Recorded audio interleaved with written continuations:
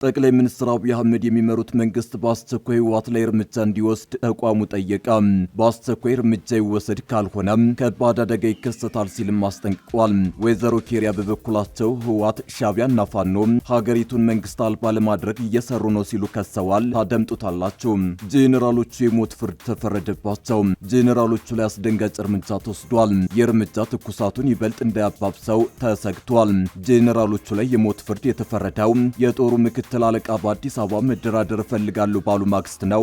እንመለስበታለን። የውጭ ጉዳይ ሚኒስቴር ሳውዲ አረቢያ ውስጥ የህግ ሂደት ላይ ያሉና የፍርድ ውሳኔ የተላለፈባቸው ኢትዮጵያውያንን በተመለከተ ከሚመለከታቸው የሀገሪቱ ባለስልጣናት ጋር በቅርበት እየተነጋገረ መሆኑን አስታውቋል። እንመለስበታለን። በሁለቱ ሀገራት መካከል ሲደረግ የነበረው ውይይት ያለ ስምምነት ተጠናቀቀ።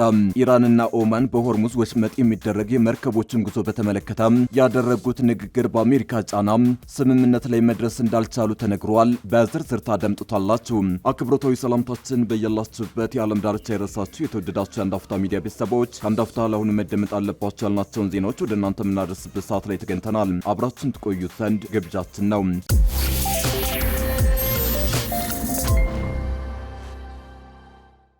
ጠቅላይ ሚኒስትር አብይ አህመድ የሚመሩት መንግስት በአስቸኳይ ህወሓት ላይ እርምጃ እንዲወስድ ተቋሙ ጠየቀ። በአስቸኳይ እርምጃ ይወሰድ ካልሆነ ከባድ አደጋ ይከሰታል ሲልም አስጠንቅቋል። ወይዘሮ ኬሪያ በበኩላቸው ህወሓት፣ ሻዕቢያና ፋኖ ሀገሪቱን መንግስት አልባ ለማድረግ እየሰሩ ነው ሲሉ ከሰዋል። መንግስት በትግራይ ክልል በግዳጅ ለስደት እየዳረገ ያለውን የግዳጅ ውትድርና ምልመላና መሰረታዊ ዜጎችንና የህፃናትን መብት እንዲሁም ከፍተኛ የሰብአዊ መብት ጥሰቶችን በማስቆም ህገ መንግስታዊ ግዴታውን ሊወጣ ይገባል ሲል የኢትዮጵያ ሰብአዊ መብቶች ጉባኤ ኢሰመጉ አሳስቧል። ኢሰመጉ በትግራይ ክልል ስልጣንን በኃይል ተቆጣጥሬያለሁ ያለውን ኃይል በሰፊው ቢኮንንም መንግስትን ደግሞ የዜጎችን መብት ማስከበርና መጠበቅ እንዳለበት ጠቁሟል። ኢሰመጉ በትናንትናው ዕለት ባወጣው መግለጫ እንዳመላክተው በፌዴራል መንግስቱና በህወሓት መካከል የተደረገውን የፕሪቶሪያ ስምምነት ተከትሎ በአካባቢው አንጻራዊ ሰላምና መረጋጋት ሰፍኖ የነበረ ቢሆንም በቅርቡ ለሰሜኑ ጦርነት መንስኤ የነበረውና እንደገና ወደ ስራ ተመልሻለሁ ያለው የክልሉ ምክር ቤት ያጸደቀው አዲስ አዋጅ ይህንን ሂደት አደጋ ላይ ጥሎታል ብሏል። አዋጁ የቀድሞ የፕሪቶሪያ ስምምነት ከመደረጉ በፊት የነበረውን መዋቅራዊ አደረጃጀት መሰረት በማድረግ ለውትድርና አገልግሎት በግዳጅ የሚመለመልና ይህንን ተግባር የሚቃወሙ ሰዎችን እስከ ሞት ቅጣት ድረስ በሚያስቀጣ መልኩ የተቀረጸ መሆኑን በመግለጽ መንግስት ዝምታ መምረጥ እንደሌለበት ጠቁሟል። ይህንን አዋጅ ተከትሎ በክልሉ በተለያዩ አካባቢዎች ወጣቶችና የአካባቢው ነዋሪዎች በግዳጅ ወደ ውትድርና ማሰልጠኛዎች እንዲገቡ እየተደረገ መሆኑን የገለጸ ሲሆን ከእነዚህም መካከል እድሜያቸው ከ18 ዓመት በታች የሆኑ ህጻናት ሳይቀሩ ለግዳጅ ውትድርና እየተመለመሉ መሆኑን ከተሰበሰቡ መረጃዎች ለማረጋገጥ ችያለሁ ሲል አስታውቋል። ይህ ድርጊት በአካባቢው ነዋሪዎች ዘንድ ከፍተኛ ስጋት የፈጠረ ከመሆኑም በላይ በርካታ ወጣቶችና ነዋሪዎች አካባቢያቸውን ጥለው እንዲሰደዱ እያደረገ መሆኑን ኢሰመጉ ጠቅሷል። ኢሰመጉ ይህ እየተፈጸመ ያለው የግዳጅ የውትድርና ምልመላ በኢፌዴሪ ህገ መንግስትን የነጻነት መብትና ኢሰብአዊ አያያዝ ክልከላ እንዲሁም ሐሳብን በነጻነት የመግለጽ መብት የሚጥስ መሆኑን ጠቁሟል። በተጨማሪም የዓለም አቀፍ የህፃናት መብቶች ስምምነትና የአፍሪካ ህፃናት መብቶች ቻርተርን በመጥቀስ እድሜያቸው ከ18 ዓመት በታች የሆኑ ህፃናትን ለማንኛውም ወታደራዊ አገልግሎት መጠቀም በዓለም አቀፍ ህግ በጥብቅ የተከለከለ መሆኑን አስታውሷል። ኢሰመጉ መንግስት በትግራይ ክልል የሚገኙ ዜጎችን ሰላምና ደህንነት የመጠበቅ ህገ መንግስታዊ ግዴታውን እንዲወጣና በክልሉ እየታየ ያለውን የፖለቲካ ውጥረትና ወታደራዊ እንቅስቃሴ በመግታት የሰብአዊ መብት ጥሰቶችን በአስቸኳይ ማስቆም አለበት ብሏል። ለህወሓትና ለክልሉ ጊዜያዊ አስተዳደር ባስተላለፈው መልእክት የፕሪቶሪያን ስምምነት የሚጥሱና ክልሉን ወደ ዳግም ግጭት የሚያመሩ ማናቸውንም የግዳጅ ውትድርና ምልመላዎች እንዲሁም ህጻናት ለጦርነት የማሰልጠን ተግባራትን በአስቸኳይ እንዲያቆሙ ጥሪውን አቅርቧል። ይህ በእንዲህ እንዳለ ወይዘሮ ኬሪያ በበኩላቸው ህወሓት፣ ሻዕቢያና ፋኖ ሀገሪቱን መንግስት አልባ ለማድረግ እየሰሩ ነው ሲሉ ከሰዋል። ሶስቱ አካላት ሀገሪቱን የመበተን ስጋት ውስጥ የሚከታ አጀንዳ እንዳላቸው የጠቆሙት የቀድሞ አፈ ጉባኤዋ ህወሓት በአሁኑ ወቅት የሻዕቢያ ተላላኪ በመሆን በትግራይ ህዝብ ላይ ጥፋት እየደገሰ ነው ሲሉ ወቅሰዋል። ህወሓት፣ ሻዕቢያና ፋኖ ምንም አይነት የሚያግባባ ብሔራዊ ዓላማ እንደሌላቸው የገለጹት የቀድሞ አፈ ጉባኤ ምናልባትም ሊያስማማቸው የሚችለው ብቸኛው ነገር ስልጣንን በኃይል መቀማት፣ መንግስትን መቆጣጠርና ኢትዮጵያ እየተተራመሰችና ደካማ ሆና እንድትቀጥል ማድረግ ብቻ ነው ብለዋል። የዚህ ጥምረት የመጨረሻ መዳረሻ ሀገሪቱን ሙሉ በሙሉ መንግስት አልባ ማድረግ እንደሆነ አስገንዝበዋል። እነዚህ አካላት ሀገሪቱ ብትበተን እንኳ ግድ እንደማይላቸው የጠቆሙት ኬሪያ ኢብራሂም ህወሓት እየሰራ ያለውን ስራ ኤርትራ እንደምታግዘው ቢገልጽም የኤርትራ እውነተኛ ዓላማ ግን ኢትዮጵያ ከምትፈርስ ይልቅ ትግራይ ክልል እንድትጠፋ ማድረግ ነው ሲሉ አስረድተዋል። እንደሳቸው ማብራሪያ የኤርትራ መንግስት ዋነኛ ዓላማ የትግራይ ህዝብ እንዲበታተን፣ በክልሉ ያለው ወጣት እንዲያልቅ፣ የክልሉ የታሪክ ደብዛ እንዲጠፋ እንዲሁም ትግራይ የምትባል ካርታም ሆነ ስያሜ እንዳይኖራት ማድረግ ነው። ይህ ሁሉ የሚደረገው ደግሞ የትግራይ ህዝብ አንድ ሆኖ እንዳይታገላቸው ለማድረግ እንደሆነ አክለው ገልጸዋል። ጄኔራሎቹ የሞት ፍርድ ተፈረደባቸው። ጄኔራሎቹ ላይ አስደንጋጭ እርምጃ ተወስዷል። የእርምጃ ትኩሳቱን ይበልጥ እንዳያባብሰው ተሰግቷል። ጄኔራሎቹ ላይ የሞት ፍርድ የተፈረደው የጦሩ ምክትል አለቃ በአዲስ አበባ መደራደር እፈልጋለሁ ባሉ ማግስት ነው። አንድ የሱዳን የጸረ ሽብርተኝነት ፍርድ ቤት በትናንትናው ዕለት አነጋጋሪም አስደንጋጭም ውሳኔ መስጠቱን ሱዳን ትሪቡን ዘግቧል። የፈጣን ድጋፍ ኃይሎች አዛዥ መሐመድ ሐምዳል ዳገሎ ሁለቱ ወንድሞቻቸውና ሌሎች 13 ሰዎች የሞት ፍርድ ተፈርዶባቸዋል። እነዚህ ጄኔራሎች ላይ የሞት ፍርድ የተፈረደው የአንድ ክልል ገዢ ግድያና በጦርነት ወቅት በተፈጸሙ የጭካኔ ድርጊቶች ሳቢያ ሲሆን ፍርዱም የተፈረደው በሌሉበት ነው። ይህ ውሳኔ የተላለፈው በምዕራብ ዳርፉር ግዛት ዋና ከተማ በሆነችው ኤልጄኒና ከተማ ውስጥ በተፈጸሙ የጦር ወንጀሎች፣ በሰብአዊነት ላይ በተፈጸሙ ወንጀሎችና በዘር ማጥፋት ወንጀል ጥፋተኛ ሆነው በመገኘታቸው ነው።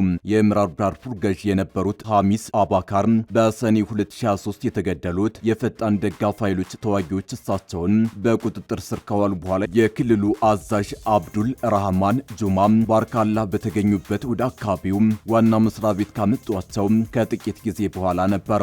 በኋላም የገዢውን አስክሬን ሲያሰቃዩ የሚያሳይ የቪዲዮ ምስል በበየነ መረብ ላይ ተሰራጭቶ ነበር። በፖርት ሱዳን የሚገኘው የፍርድ ቤቱ ዳኛ የሞት ፍርዱ የተላለፈው በሄሚቲ በወንድሞቻቸው አብደል ራሂም ዳጋሎና አልቆኒ ሐምዳል ዳገሎ እንዲሁም በሌሎች 13 ታዋቂ ግለሰቦች ላይ መሆኑን ገልጸዋል። በጥፋተኝነት የተፈረደባቸው ሰዎች ዝርዝር ባርካላህን፣ የቀድሞውን ምክትል ገዢ አል ቲጃኒ አል ታሂር ታርሙሽን፣ የአሁኑን የፈጣን ድጋፍ ኃይሎች አርኤስኤፍ ግዛት አዛዥ ኢንድሪስ ሐሰን ሃሩንን፣ በርካታ የአረብ ጎሳ መሪዎችንና ለአርኤስኤፍ ድጋፍ የሚሰጡ አክቲቪስቶችን ያጠቃልላል። የውጭ ጉዳይ ሚኒስቴር በሳውዲ ስለተፈረደባቸው ኢትዮጵያውያን ከሀገሪቱ ባለስልጣናት ጋር በቅርበት እየተነጋገረ መሆኑን ገለጸ። የውጭ ጉዳይ ሚኒስቴር ሳውዲ አረቢያ ውስጥ የህግ ሂደት ላይ ያሉና የፍርድ ውሳኔ የተላለፈባቸው ኢትዮጵያውያንን በተመለከተ ከሚመለከታቸው የሀገሪቱ ባለስልጣናት ጋር በቅርበት እየተነጋገረ መሆኑን አስታውቋል። በርካታ ኢትዮጵያውያን ስደተኞች የሚገኙባት ሳውዲ አረቢያ ከጥር እስከ ሰኔ ባሉት 6 ወራት ውስጥ 7 ኢትዮጵያውያንን በሞት መቅጣቷን ዓለም አቀፉ የሰብአዊ መብቶች ተሟጋች አምነስቲ ኢንተርናሽናል ከ3 ሳምንት በፊት ባወጣው መግለጫ አስታውቋል። ሐሚስ ሙሻይት በተባለው እስር ቤት ብቻ ቢያንስ 63 ኢትዮጵያውያን ደግሞ የሞት ፍርድ ተላልፎባቸው እየተጠባበቁ መሆኑን አምነስቲና ሌላኛው ዓለም አቀፍ የሰብአዊ መብቶች ተቋም ሂውማን ራይትስ ዎች ገልጸዋል። የውጭ ጉዳይ ሚኒስቴር ዛሬ ሰኞ ሐምሌ 6 ቀን 2018 ዓ.ም ባወጣው መግለጫ ኢትዮጵያ መንግስት በውጭ ሀገር ለሚገኙ ዜጎቹ ደህንነት ጥበቃና የቆንስላ እገዛ ትልቅ ቦታ እንደሚሰጥ ጠቅሷል።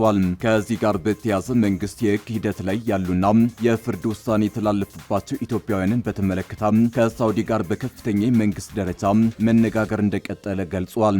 በተጨማሪም ሪያድ ውስጥ በሚገኘው ኤምባሲና በጅዳ ቆንስላ ጽህፈት ቤት አማካኝነት አስቸጋሪ ሁኔታዎች ስለገጠማቸው የኢትዮጵያውያን ዜጎች ሰብአዊነትን ከግምት ያስገባ እርምጃ እንዲወሰድ የሚደረገው ጥረት መቀጠሉን ገልጿል። በዲፕሎማሲያዊ ቢሮዎቹ አማካኝነት ለኢትዮጵያውያኑ የቆንስላ ድጋፍ እንዲያገኙ ለማድረግና ተገቢውን መፍትሄ ለማስገኘት ከሚመለከታቸው የሳውዲ ባለስልጣናት ጋር መደበኛ ግንኙነትና ገንቢ ውይይት እየተካሄደ መሆኑን ጠቅሷል።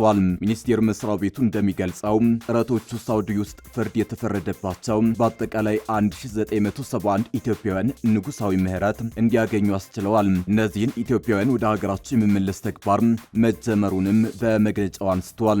ውጭ ጉዳይ ሚኒስቴር ኢትዮጵያውያኑ ምህረት እንዲያገኙ ከአንድ ወር በፊት አስታውቋል አስታውቆ ነበር። መስሪያ ቤቱ ይህንን በገለጸበት ሳምንት ደግሞ የሳውዲ አረቢያ መንግስት 4 ኢትዮጵያውያን ላይ የሞት ፍርድ መፈጸሙን ገልጿል። የሞት ፍርድ የተላለፈባቸው ኢትዮጵያውያን አብረዋቸው የነበሩ ሰዎች ላይ ፍርዱ ሲፈጸም እየተመለከቱ ጭንቅ ውስጥ መግባታቸውን ከዚህ ቀደም ለቢቢሲ ተናግረዋል።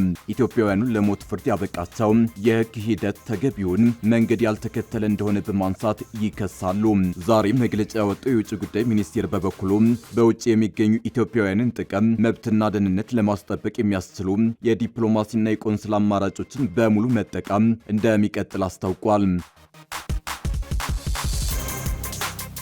ኢራንና ኦማን በሆርሙዝ ወሽመጥ የሚደረግ የመርከቦች ጉዞን በተመለከተ ያደረጉት ንግግር በአሜሪካ ጫና ምክንያት ስምምነት ላይ መድረስ እንዳልቻሉ ኢራን አስታወቀች። በኢራንና አሜሪካ ጦርነት እንዲሁም ድርድር የክርክር ማዕከል የሆነ የሆርሙዝ ወሽመጥ ከዓለም ነዳጅና ጋዝ ምርት ውስጥ 20 በመቶ ገደማው ይተላለፍበት የነበረ የወሳኝ የባህር መስመር ነው። ከጦርነቱ ወዲህ በወሽመጡ ላይ ያላትን ቁጥጥር ያጠናከረችው ኢራን በሆርሙዝ ሌላኛው ጫፍ በኋላ ከምትገኘው ኦማን ጋር በመነጋገር እንደምታስተዳድረው ስትናገር ቆይታለች። የኢራንና ኦማን ባለስልጣናት ከትናንት በስቲያ ቅዳሜ የባህር መስመሩን ትራፊክ አስተዳደር በተመለከተ መወያየታቸው ተገልጾ ነበር።